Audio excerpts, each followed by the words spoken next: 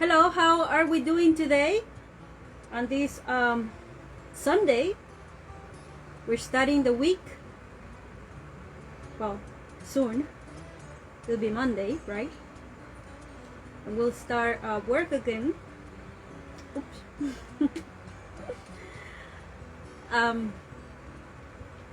So, today I will continue with the sessions of social well-being and the importance of I.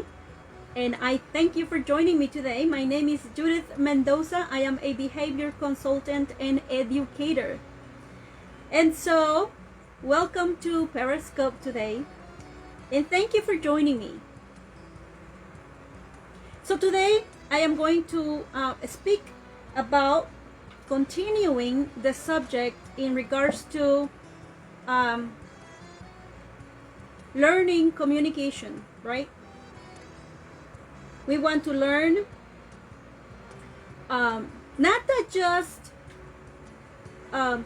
what we know in regards to speech and talking, right? But finding a little bit more in regards to communication, but seeing it from the side of autism, because that's what I am doing this.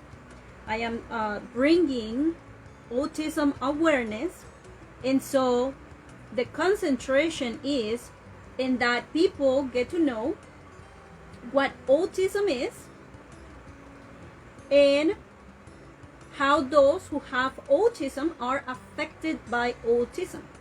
So I have gone through a series of different presentations and sessions that have to do with the education and of course to bring awareness in regards to autism. And so when it comes to communication, the reality is, and the matter of it is, that we all have a body, a physical body, we have a brain, and we have all our different organs and systems that completes the person. Now, how do we get to express who we are? Because that's what we're doing. So how do we get to express who I am to others? How do others get to know what is inside of this here, right? This brain, what I am thinking about. How is it? Well, it is through my mouth. And so it is the same for each and every human. And so how about when we want to interact with others? When we want this relationship to happen? Well, for the most part, it should be that we communicate oneself to the other person, and that's what makes the relationship. When it comes to, of course, relationships that are outside the family, because when it comes to family, right, we have to remember that we are born into an arrangement already. So when it comes to, of course, not the parents, right? I'm talking about, because the parents get to form that relationship, so that when the children come into the relationship, they will have two friends waiting for them outside. They will have two parents waiting for them outside. They will have two caregivers waiting for them outside. They will have two caretakers, two babysitters, two providers, right? So all of these is what the child will have once he's born. And he will have two people that he already have a relationship, or she already has a relationship with, when that child is born. So then when it comes to having the relationship in the family, right, the child really doesn't have to worry in regards to what he or she are going to say in regards to making friends, and if they're going to sound okay, or if they're going to say the proper thing, or whatever they're going to speak, or they're going to be saying it at the correct time. No, because it is their parents, right? It is their parents. They are the friends already. They are already into a relationship that they come into once they are born. And the reason why I'm explaining this is because when you have a child who has autism, he or she will not be able to understand fully the relationship between family members, between friends, between others that they will have to come into as time goes and as they grow older. So then it is for the parents' responsibility to teach the child to learn how to communicate, to learn the different types of relationships that exist. And for example, this is something that can be created by the parents having the wrong direction or guidance for the child. When it comes to a child who has autism, they see matters in a literal way. And so, for example, right, in what has happened in my situation with Frank, well, for him, right, but also that has to do with me, because whatever he does affects me, and so and affect others also. So right now Frank has been able to make a lot of advancements, understand and discern a lot of information, and of course the reason why he's doing this is because he's having a better nutrition, he's eating better, he's exercising, he's hydrating, he's sleeping better, and he's taking vitamins, the vitamins that I usually mention, which are the B12, or not the B12, the B complex, right? The B complex that has B12 in it, the vitamin D3, the vitamin E, the omega-3, the vitamin C, and then at night the magnesium. And so he's doing that, he's taking these, right? And so and if you have a really hard time or difficult time going to sleep, then taking melatonin along with magnesium will help your body have a better function, because it is what the body needs. So we're not curing anything, right? We're putting what the body needs, and if you have deficiencies, then you're causing problems to your organism. And so the thing with the parents, right, in autism is that parents tend to, of course, as parents do, feel maybe pity for their children, and they want to protect them in a way that the child cannot really fully experience things, and they don't want them to fail, and so they want to basically do everything for them, and as if they were handicapped from head to toe. And so failure is part of life, right? So family, Frank family did not know that he had autism. So what they used to do is, well, mom what she used to do was to speak for him, right? So now the thing about this is that when you're speaking for your child, basically that is the way that your child is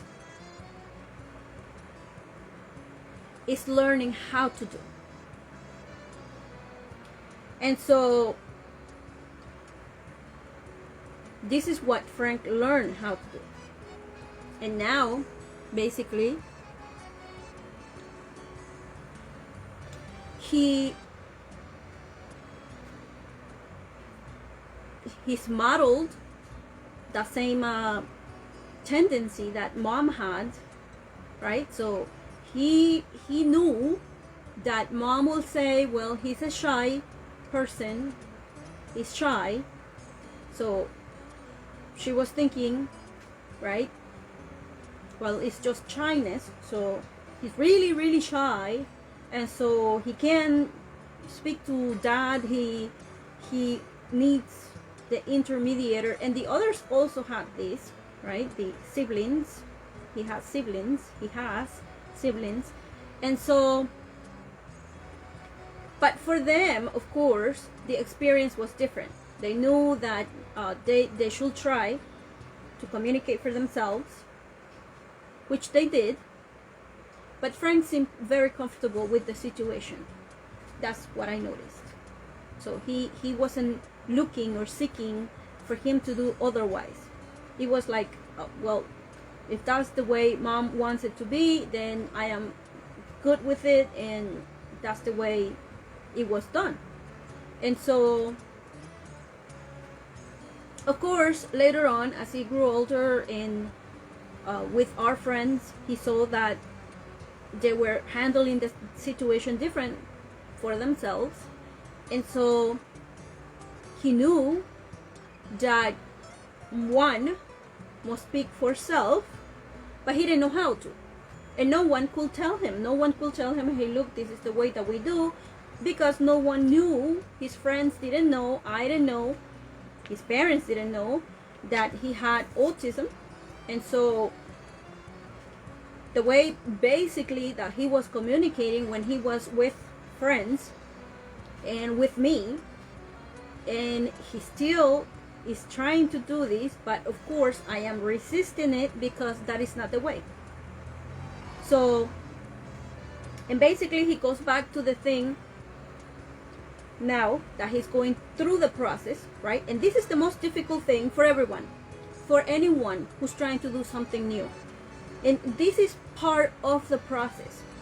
So I don't feel bad that he's trying. I want him to try, because if he doesn't try, then he'll still continue be doing the same thing, and he will be doing something that it is going against of whatever he wants to achieve, his goals. So now that is why I am speaking in regards to communication.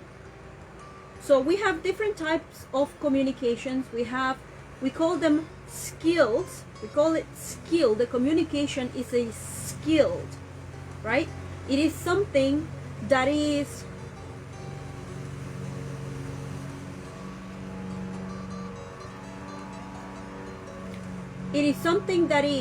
and of course he likes to disrupt.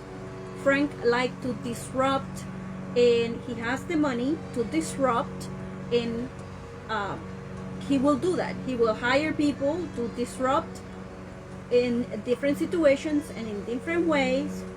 That is what he's been doing throughout the time, since I know, basically since 2009. Of course, the situation has been less and less and less, but of course, disruption is not a good thing. Disruption causes problems, conflicts, and harm also. And there have been the situations also that this harm, right, sometimes cause different situations that are irreversible, or that can just let one be letting it happening and happening and happening. So even though he has autism, that have nothing to do with it, right? So if he has autism, okay, he has autism. It's not that he's not understanding that he is causing harm, because he is. So once someone understands what they're doing, and if something is causing harm, if something is doing harm to others or to self, and the person continues to do this, then it's not a matter of the person doesn't understand. Then it is a matter that the person wants to cause harm, is either planning it, and that person knows that they will be causing harm, and the feelings and emotions that a person who has autism are the same feelings and emotion that anyone can have, that anyone has, that anyone can develop. So it isn't something that if someone has autism, it's not for them, for people to feel like, well, you know, it is a situation that, okay, the person is going to go through something that is more difficult for them to do, as it is happening in the situation of Frank. But that doesn't mean that he shouldn't do it. He should have done this some time ago, when his parents saw that something was off from him. Because I remember, and I was just remembering yesterday, that his mother will say, well, this child is weird. She will always say that, because what was happening, and I'm thinking yesterday about the situation, what was happening is that he was trying to communicate, and he will do things that will seem funny, like really funny, but what he was doing is he was trying to communicate certain things to us. And he did that, of course, that's the way that he learned how to communicate. So he will use certain things, but of course, when he was younger, he only could use whatever he had accessible to him. When he was older, then he could use something else, right? And when he gets to have money, right, because he becomes a person who becomes skilled in using the web, using the internet, becoming a technician or something like it, right, using the internet, and so he builds these web platforms, and so he makes money out of it, and so he has a lot of money, and he has been using this money in order for him to do the same method of communication, which is the thing with props. But what happens with that is that he hires people, and he do disruption with that. He hires people, he can buy out places, he can be then at those places and then control from there whatever situation. He thinks he can control people, but of course we can't control people, we can't manipulate people. And what happens with that is that the situation that he does, and it happens with others who have autism and who have money and who do the same situations, they basically end up disrupting to the point that people can't take them anymore, can't take the situation anymore, and they just break whatever relationship that they have with whomever. So then it ends, and they want to reestablish and establish their relationship. They try to seek, and so therefore they may become, instead of becoming friends with someone, right, they disrupt the situation to the point that they break the relationship. And then when you break a relationship with someone, the person has the right to say to you, no more. We all have that right. So it's just as how we communicate, and that's what I say. When we communicate with our mouth, we're communicating what we have in our brain, what we want, what we don't want. But let's say, right, that you hire a bunch of people to do what you're repeating in your mind. And for those who have money, as I said, for those who have money, they can hire people to disrupt.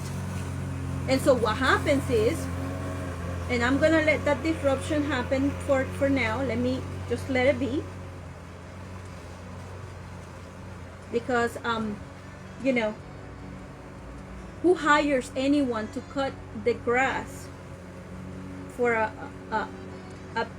commercial building at 8 o'clock at night, or almost 8 o'clock at night?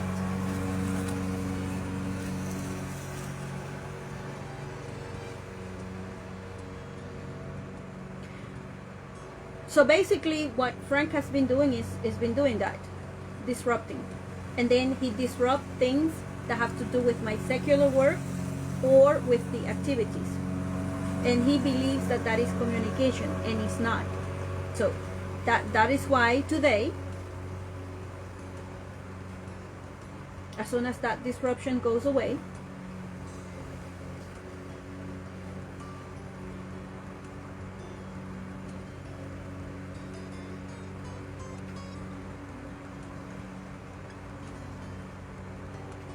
so that is why today I wanted to explain what communication is. And of course, for those who have autism and who have money, as Frank,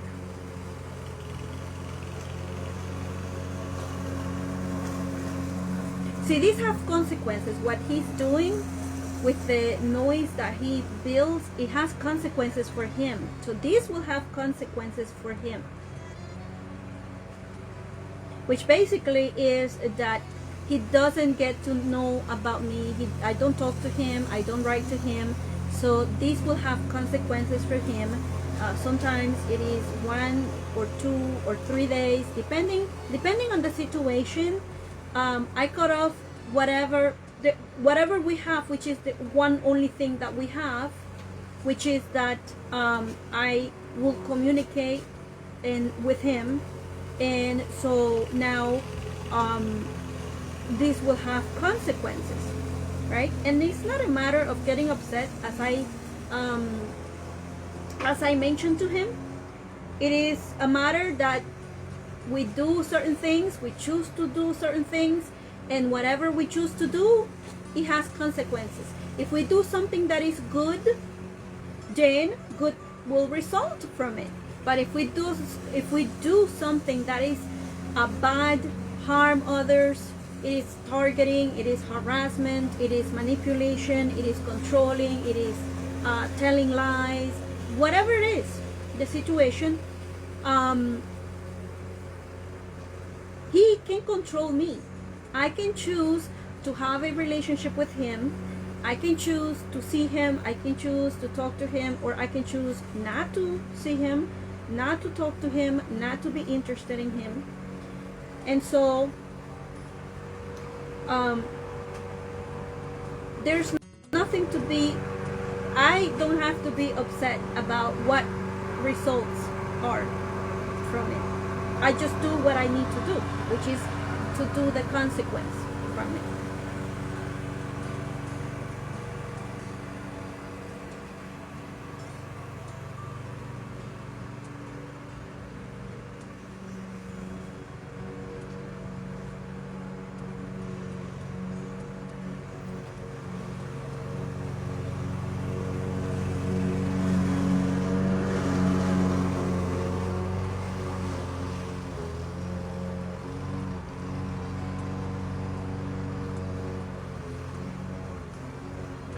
And so this most likely will have consequences of 2 days of me not communicating with him.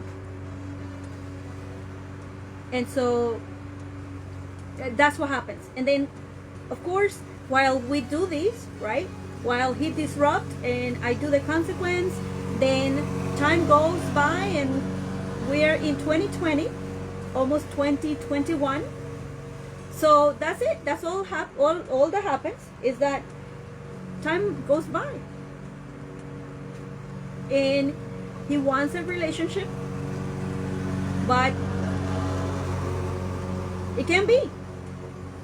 It can be if he's doing things that are not appropriate, that are not beneficial, that are not good. He is, if he's mistreating me, if he is causing harassment, targeting me, if he is sabotaging my work and causing me harm ultimately. And so basically that is what will happen. And he's been told to watch the presentations that I have been doing, and right now it must be that he is on some other world, imagining to be someone else or trying to reenact a situation. I know what situation is that he's trying to reenact, but of course that is not communication, right? When we involve other people into doing, then you're targeting the person, you are causing harm ultimately by harassment that is caused.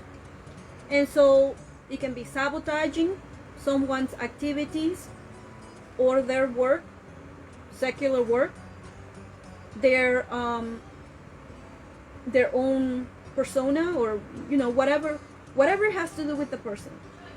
So going back now to the social communication or communication, we talk about it, and it is communication is a skill, right? That's what I was explaining.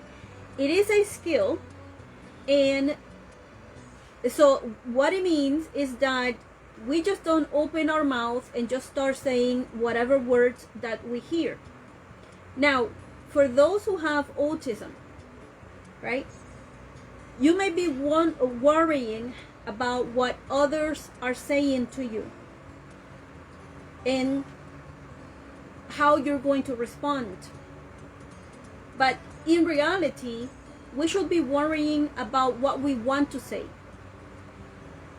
Because if we're worrying also about what others are about to say to us and how they're gonna say it, then it's gonna be a lot to handle. It's going to be a lot to handle. And so what I do, right, as other non-autistic individuals or those who do not have autism, what I do, right, because all of us have to prepare for communication.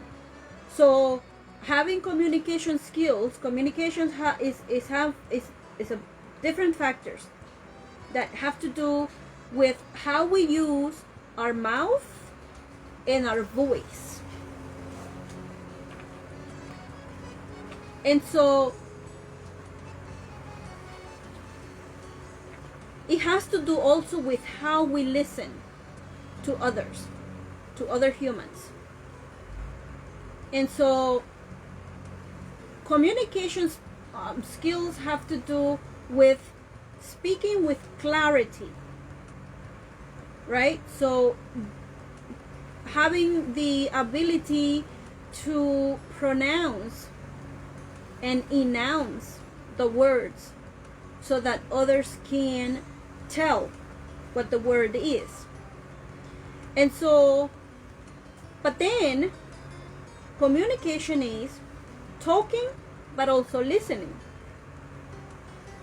Now, when it comes to communication, of course, I want to know myself, I want to prepare myself as to how I am going to respond, but not for me to be already pre-planning what someone is going to respond, because I don't know what the person is going to say, unless it is, for example, a question that I did to someone and then the answer is either yes or no. And so we have a choice there that is it could be yes or no. There's not more that we can say, well, make up a whole script in regards to what someone is going to say, and in regards to what we want to say, right? For example, when we are and I have mentioned before, when someone goes to an interview, for example, right, it will depend on where you are. The conversations are depending on where you are and with whom you're talking to. And so, for example, if you're speaking to someone at your home, usually you can speak about your day and what happened outside the house, out there in the world, right? But when you're at work, it is work. It is secular work, so people will relate to work. Unless you have a friend there at work, when you get together in your break time or in your lunch time, that you can speak to that person in a friendly way, not just a work as a workmate, and in relation to work, right? Or how to do work. And so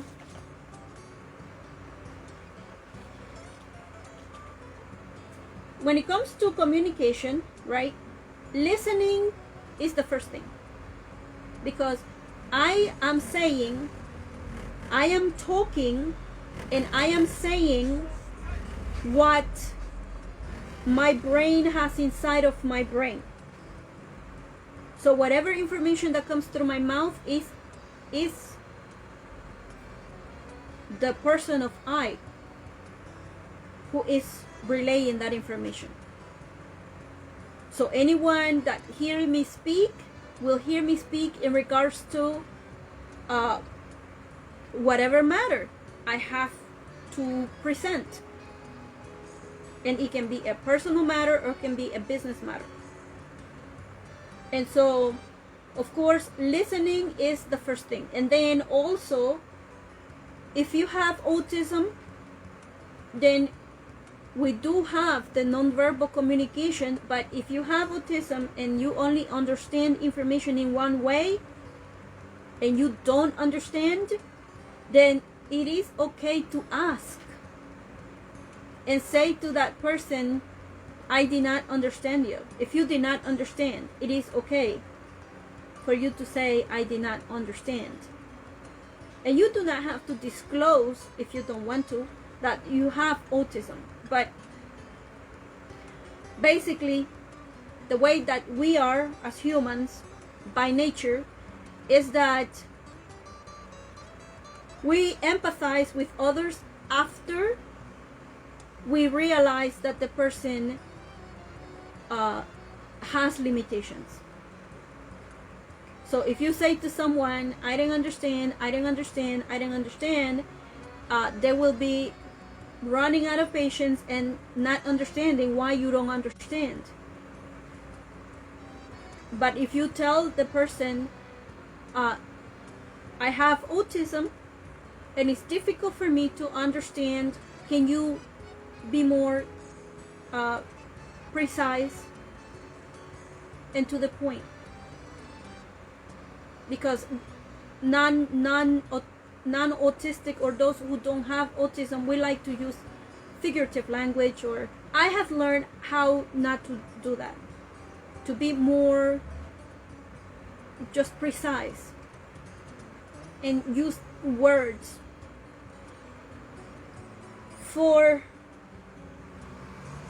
the specific matter.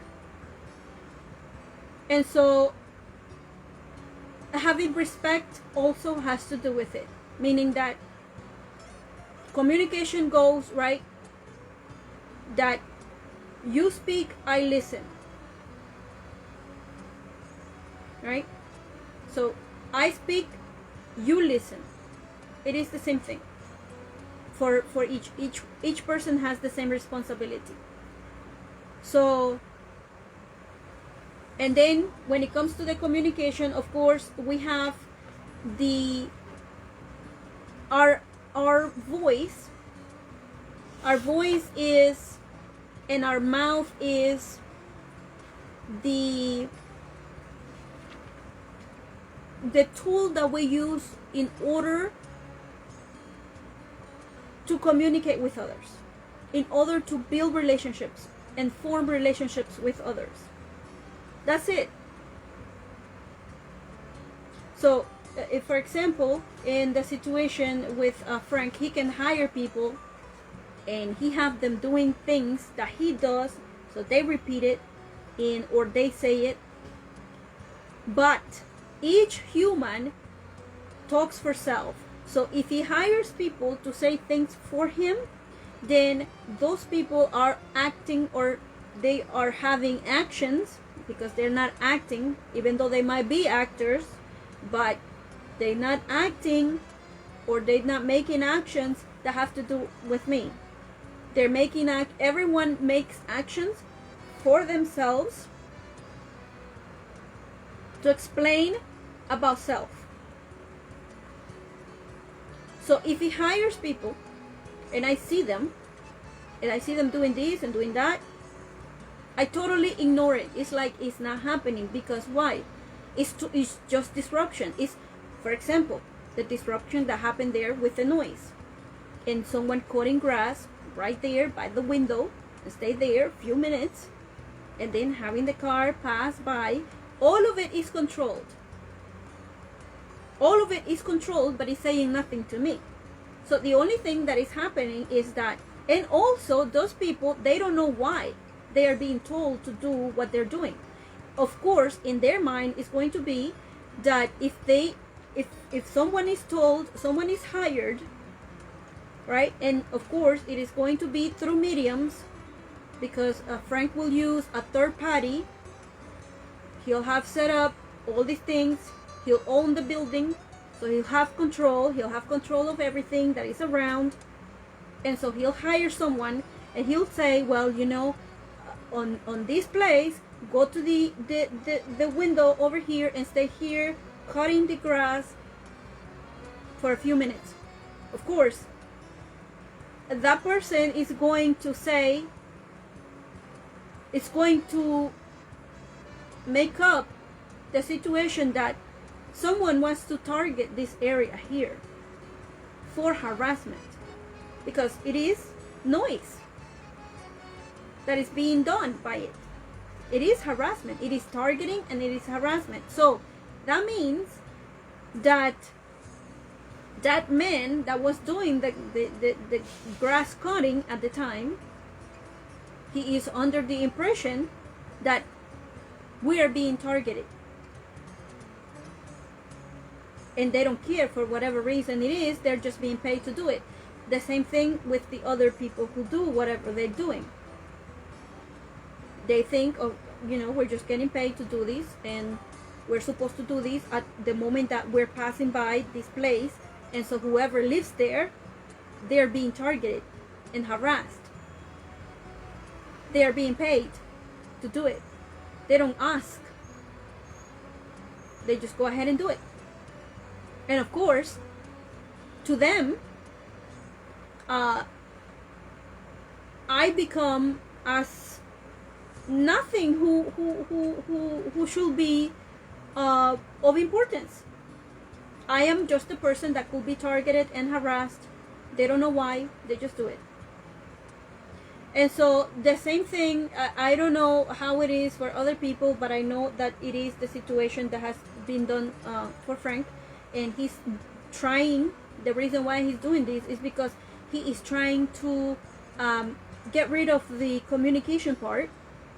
He wants to go easy way because he thinks money can buy the way we speak, but unfortunately it can't. And the way it is that when two people are in a relationship, they are to speak to one another. That is what makes the relationship to happen. If he's unable to acknowledge me. He can even say his own name. He cannot acknowledge himself. Right now, he is not acknowledging himself. He is unable to call himself by the name Frank. He's unable to say, my name is Frank. I am Frank. He's not able to do that. Which to anyone, this will be something like, why? He has autism. This is what autism is about. And yes, it is difficult, but I do not feel sorry for him. We all have our difficulties, and autism makes the situation more difficult.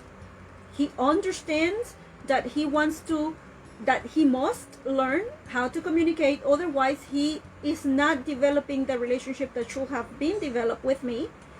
He's unable to say his name, as I said, referred by his name. That means he hasn't developed his own identity, which of course we all need an identity in order to function from a point of start, so that we can then interact with others.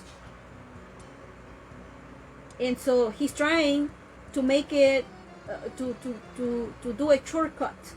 There's no shortcut to communication, especially if you want to develop a relationship, a romantic relationship with someone else. So he can have his many people out there. They are saying nothing to me because the only thing that they're doing is that they are thinking that I am a target, and that they are harassing me because they are being paid to do so, and they don't even know why. Just that their boss told them, and their boss is gonna be the boss of someone, and the boss of someone, and the boss of someone, and Frank is going to be like really deep into who is the boss, because that's how he has set up things. Not just because it's not that he wants to hide himself and who he is. It's just that he works. That's the way he functions. He functions under identities, over identities, under different identities. So it may seem, and of course it seemed to me that way in the beginning, but it's not.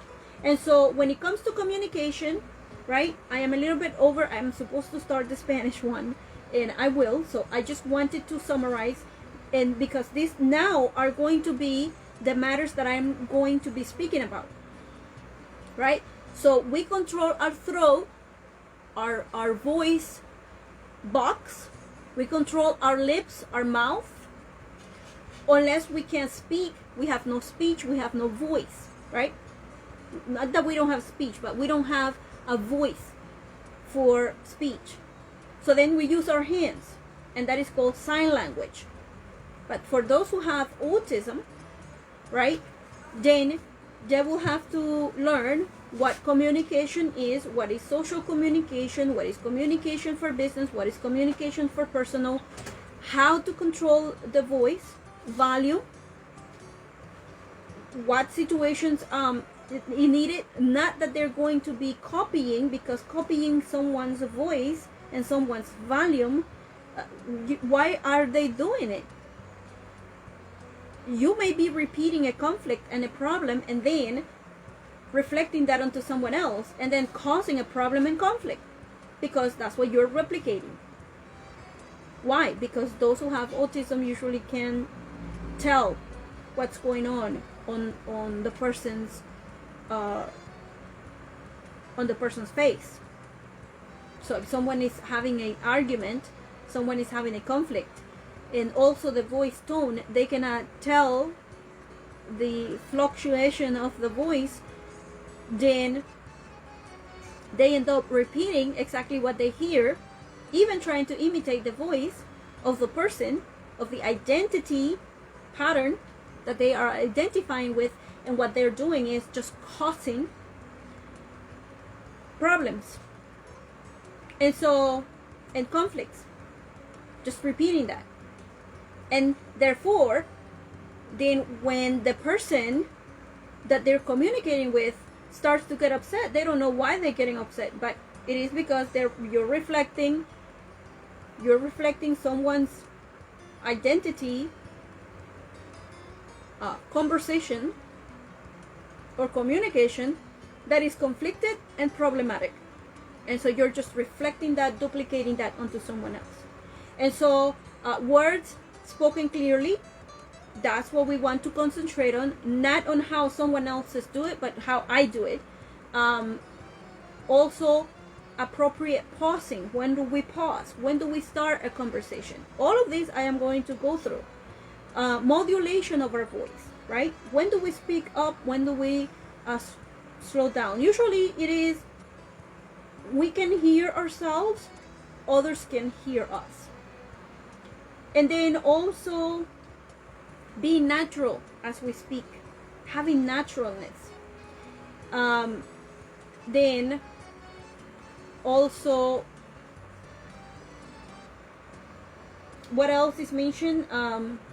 Building empathy. That has to do with our values. Empathy has to do with our values, not necessarily how we feel for someone at the moment, because we may feel sorry, we may feel pity or sad for an animal, but then not have the same feelings for a human whose life is greater than an animal. And so we want to show the correct empathy, and empathy again has to do with our values, and most of it has to do with our spiritual beliefs. That is where empathy actually grows from. It has to do with kindness, it has to do with patience. And so also there are many things that come with using practical discernment, understanding of the information that we're hearing at the moment in order for us to give an answer. So all of these things I will be now doing, right? And hopefully I can do this on Sundays. So thank you for joining me today, and I hope you have a beautiful week ahead. So, and continue to enjoy your weekend, right? We still have a few hours left. Thank you for joining. Goodbye.